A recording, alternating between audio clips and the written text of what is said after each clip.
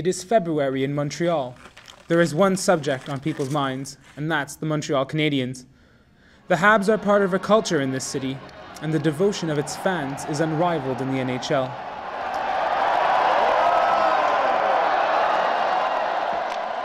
"100 years of hockey history exists in Montreal. 24 Stanley Cups, 15 retired jerseys, 42 Hall of Famers, folklore, monuments, the works. The Canadiens are a part of Montreal's history. Recently, some have wondered if the devotion to hockey is a little more than just avid partisanship, something a little bit higher.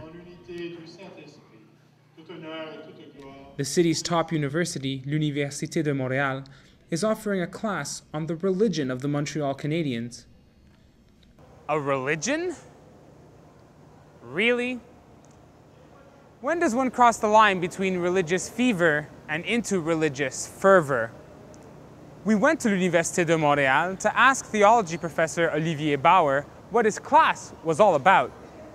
It's a class about la religion du Canadien, the Habs religion, and it's a special class for the centennial year.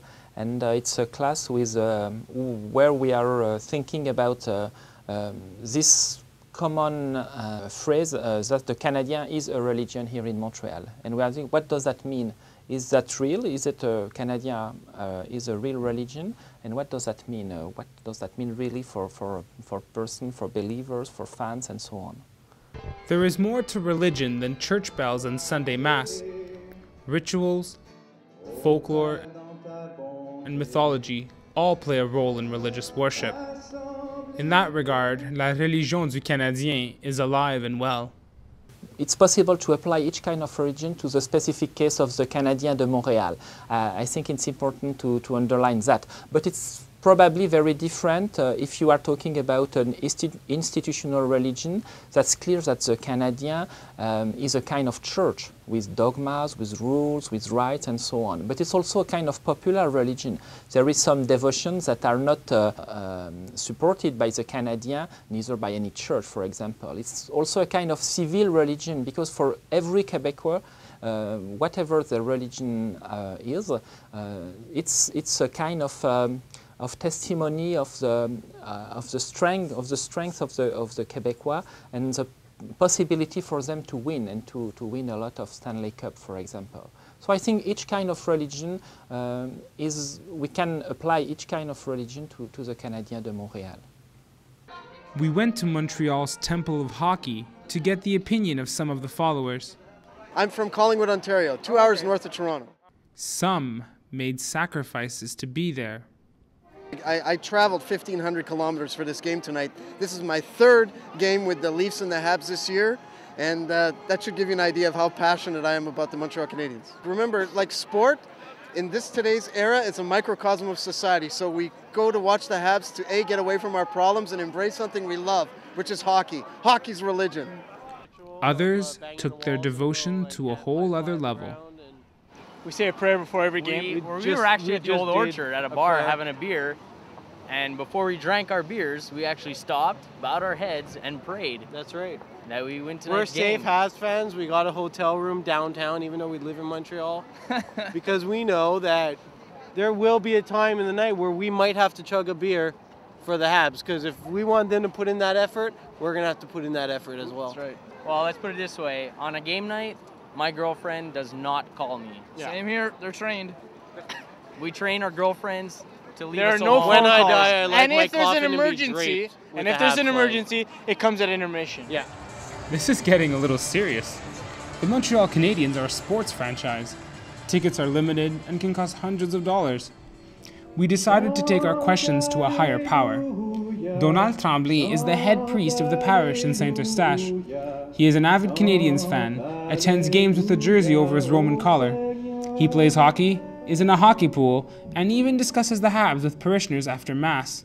Je pense qu'il y a un peu d'intérêt naturellement parce que le Canadien va mieux. Ça suscite des passions, et ainsi de suite. Mais la religion, c'est quelque chose complètement à part. Hein. Les deux ne se mélangent pas. C'est sûr que c'est pas une religion au sens que la religion doit aussi emmener l'être à véhiculer des valeurs qui vont aider la personne humaine à s'épanouir. Est-ce que le hockey va amener la personne humaine à s'épanouir. Jusqu'à une certaine limite, va lui donner du plaisir, va lui donner un sens d'appartenance. Mais fondamentalement, est-ce que ça va lui permettre de combler son désir profond en quête d'homme qui cherche le bonheur, d'être humain qui cherche le bonheur? Je pense pas, parce que ça va être que passager.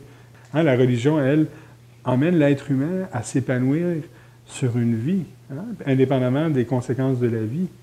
Hein? Tu peux être heureux même si tu vis dans la souffrance. C'est qu'est-ce que la foi peut t'amener à découvrir. Or, le Canadien, si le Canadien perd, tout le monde n'est pas de bonne humeur. Les partisans ne seront pas heureux. So hockey is not exactly a religion, but like Father Tremblay says, it is more than just a game. What drives people to their zealous, unwavering support of Le Bleu Blanc Rouge? Tom Faulkner, professor of Church and Society at the University of Winnipeg, believes hockey is more than just an average Canadian pastime. The devotion that comes about in hockey is a welcome thing in modern society. When people surge to their feet and shout, and the whole arena is filled with those shouts, there's a kind of ecstasy about it that lifts us out of ourselves that down through the ages has been primarily associated with religion.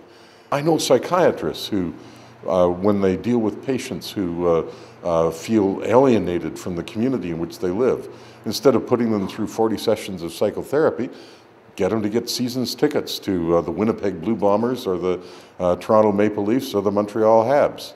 And that gives you a sense of belonging in a larger community where, for the most part, we tend to be very private and by ourselves. It's also just a game. And the secret of a game is that we human beings made it up. We make up the rules of games. What is behind this sense of belonging that makes Canadiens fans feel this transcendent experience? Why are they associating a game to God? There must be an explanation which removes religion from the equation. Bien, le Canadien de Montréal, c'est en soi un symbole, en fait. C'est un symbole qui a été créé par les partisans, par les médias, par l'industrie. Fanny Valois-Nadeau wrote her master's thesis on the myth of the Montreal Canadiens. She believes Quebecers have a particular attachment to the team. Tout le côté commercial a toujours été présent dans le Canadien, et ça depuis sa naissance. Donc, c'est ce qui a permis au mythe de grossir, au mythe de prendre de l'ampleur, de se retrouver dans les foyers de tous les Québécois. Donc, c'est un symbole dans lequel on lui projette plein de sens, plein de significations selon le contexte. C'est donc pas en soi un message qui est diffusé, c'est pas un message qui amène à une position mystique, à une relation spirituelle.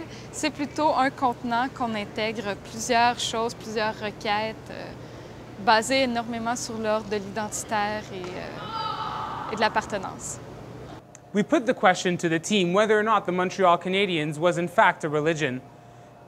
They were quite clear in saying that the entire administration, as well as its players and former players, would not comment on the issue. The Montreal Canadiens do not want to be seen as marketing itself in terms of a religion. I think there is not a real divinity, but there is some kind of hockey gods behind the game. And all the point of Religion du Canadien is to ask to this divinity to help the Canadiens de Montréal to win a game or to win the Stanley Cup.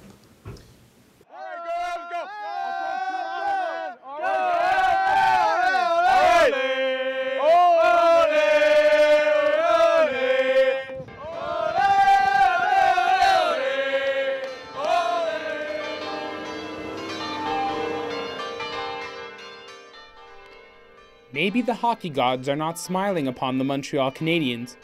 The team is mired in the longest Stanley Cup drought in its history, 15 years. Even if the fans take their devotion to a higher calling just to belong to a group, nobody really gets hurt. Until the team is eliminated from the playoffs and the crusade for the cup can begin again in the fall. In Montreal, I'm Anthony Di Domizio.